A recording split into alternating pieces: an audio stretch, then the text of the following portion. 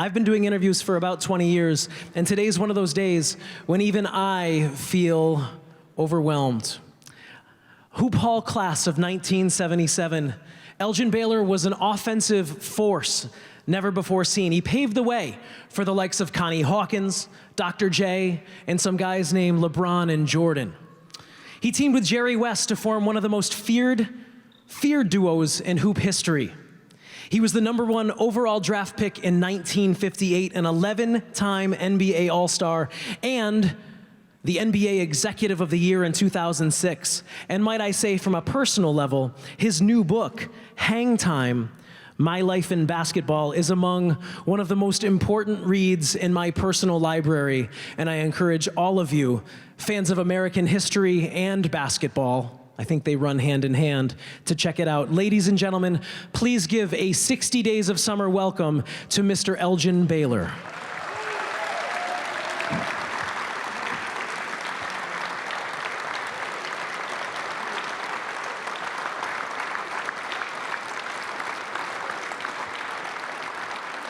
The honor is all mine, sir. Just take a seat right here, and then I'll ask a few questions, and we'll be out. Just take a seat right here. This microphone is yours. Okay. Here you are, kind sir. Welcome back to Springfield, Mr. Baylor. Thank you. Pleasure to be back. Now, you and I, you've done. It's such a challenge to run through the average career in 15 or 20 minutes. Yours, we could sit for 6 hours, 5 days a week, and we would just scratch the surface. So every time we talk, whether it's for the podcast, the Basketball Hall of Fame podcast, every time we talk, I learn something more. Your new book, Hang Time, has changed the way that I think about basketball. Can I ask you about the process of writing a book, and how hard was it for you to commit to making it so ferociously personal? Because that book is the ultimate peek into the soul of Mr. Elgin Baylor. Well, I'll give most of the credit, I think, to my wife, Elaine. She's always been asking me, I get questions all the time about my career, about players, who I think is this great player, who's best, or something like that. And, we talk about it, and my wife, we go to the games, watch the games, and she said, maybe you should write a book. I said, oh, no, I don't want to write a book because I don't know what to talk about. Basketball. I don't know if they'd be interested in talking about basketball. And so she just kept prepping me, pushing me, said, hey, you should write a book. So I said, okay. So I decided to write a book and talk about, things that have happened, in my career, good, some things not so good, but I enjoyed it, had a great career. And it reads, the one thing that, well, among the many things that I take from it is the incredible voice of Elgin Baylor. And as a writer, when you read a writer who is putting his or her own voice into it, it's so obvious. This felt like a very personal exercise for you. Maybe more so than exposing yourself on the court for 13 years or in the front office. Writing a book is a totally different challenge, isn't it? Well, it's, totally, different because, it's like, some things happen in your life and you just want to forget about it, Sure. Not even think about it. But then if you want to be totally honest, and you just have to let it all come out, and just tell them what you really think and how you really felt about it, because there's people interested and want to know, how you feel about certain things. And Mr. Baylor, they always say that you can write for two reasons. You can write to show what you've learned, but then you can also write to learn, right? You can learn about your own journey just by putting it on paper. Was this a little bit of both? Did it help you to sort of contextualize some of the good and the not so good just by putting it on paper and reading it maybe for the first time?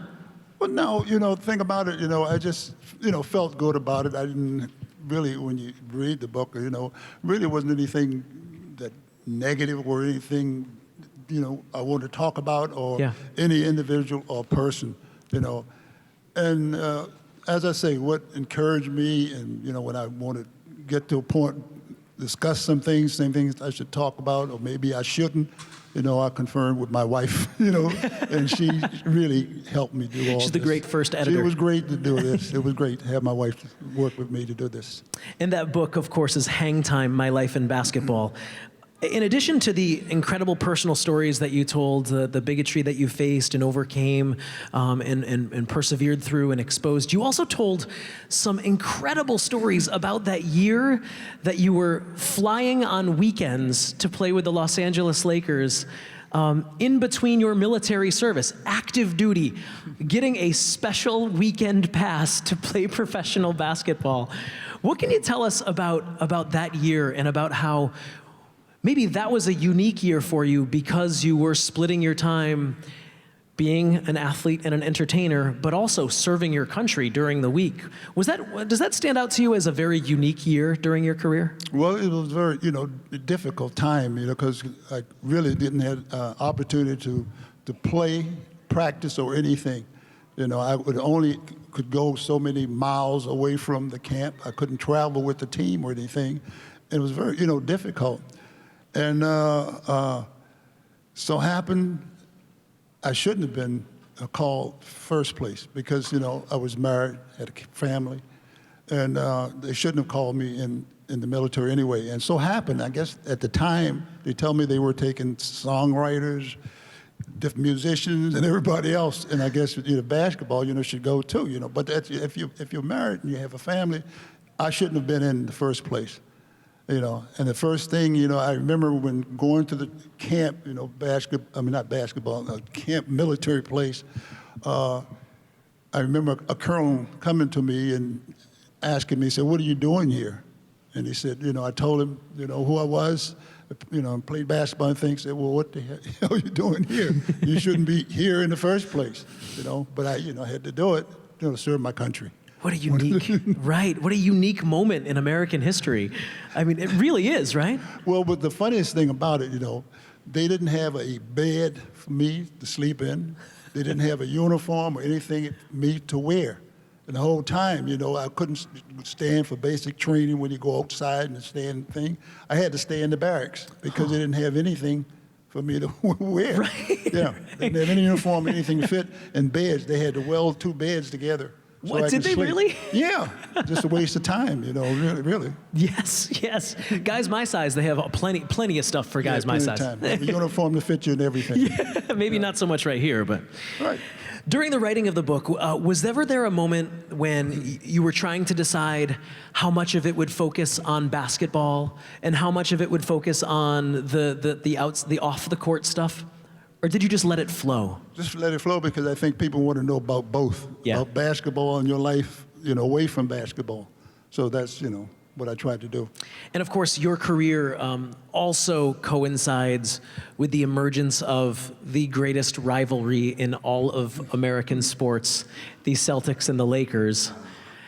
And so I need to ask, as a fan of this game, sitting underneath all of those who have come before, I need to ask if there's one thing about those early rivalry matchups that you wish people knew, that people don't talk about enough. Those early matchups when it was clear that the Celtics and the Lakers were basketball royalty and only the two of them could stand on that pedestal. What was that like? Oh, it was difficult because, it had a great team, and so happened with, they had great talent, but, you look at that team, and they always ask me if you have pick one player in the NBA, what player you would take. And for me, it would be Bill Russell. Yeah. And, they said, Bill Russell, I think he won, 11 out of 12 years they won the championship. And I said, if you want to start build a team and you take one player, I get asked that question, who would you take? And I would say Bill Russell. And when they think about it, say, well, gee, Bill Russell can't shoot a jump shot. He can't do this and that. But the intangible things, that, hey, you can't score against him because he's going to block every shot and rebound. And, it was a challenge. And I like to play against the Celtics anyway because Russell and I met when we were in college, and we ended up playing against one another. But it was fun. They beat us every time. We played them like 5 times in the championship. We never won. They beat us every year. But it was fun. those Seattle-San Francisco college matchups. We just can't. I would love to sit my children down and show them that tape. That is important historical tape indeed. Now let me ask you, this era of the NBA feels awfully special. You have been involved in the NBA now for 60 plus years. Right. Can you assess how the NBA, from my untrained eye, feels like it's in very good hands? What does Mr. Elgin Baylor say to that? Well, I think it is, because think about it, it's amazing the talent that comes in and the players, the players are getting taller, more athletic, everything, and it's exciting, the way they play now, the style of play, I enjoy, watching it, and I think the players, when you compare the players today against when I played, I think particularly the bigger players, you get guys 6'10", something like that, they put him back, he can handle the ball as well as anybody else. And I think probably the players that are more athletic, but, that's, I don't want to get in any argument of anybody thinking, Sure. players, but, they're great players today, but we had some great players back during my generation too. I think it's really good. Because of your style of play, which was so vertical and it was so above the rim, you are by far the inventor of the style of play that brings people to 32 different markets every night. Do you ever think that being ahead of your time was more difficult than it needed to be? If only you could have thrown down. If only you could have been Dr. J throwing down from above the rim 15 years before he did it. Or did Mr. Elgin Baylor come right on time? No, I really don't even think about it, back what could have been or what. But, I enjoy the moment. I enjoy the camaraderie, games that we had against, particularly with the Celtics. Hey, we'd be there every year. I don't know how many years, we played, and because of Bill Russell, and I think the culprit, just couldn't have anybody that could neutralize him. And it's enjoyable, but it's no fun, losing when you go into so many championships. But it was fun, I enjoyed it.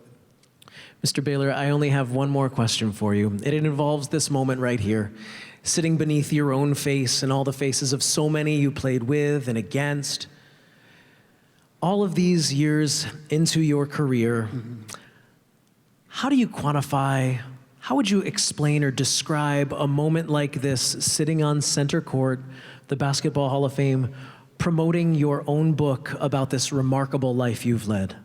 Well, I never thought about it. I never given it any thought. I was just pleased and I hope people were satisfied with my performance. Because each time I go out there, I try to give it my best, But it was, really disappointing that we didn't win a championship, but we were there so close.